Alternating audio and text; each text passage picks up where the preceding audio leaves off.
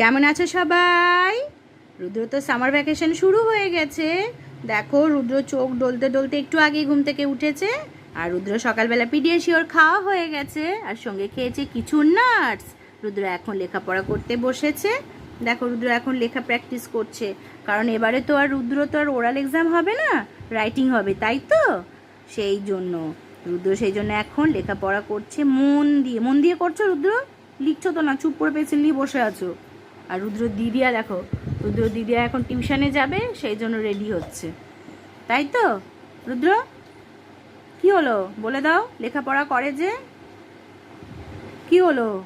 লেখাপড়াটা খুব কষ্টের মনে হচ্ছে। রুদ্র এবারে ফার্স্ট হবে কিনা সেটা বলতে পারছি না। রুদ্র লিখতেই চাইছে না। কে হবে রুদ্র ফার্স্টটা? সপ্তজিৎ না তুমি? 100 কে পাবে? তুমি? ও তাহলে ভালো করে লিখে নাও, ভালো করে লিখে নাও।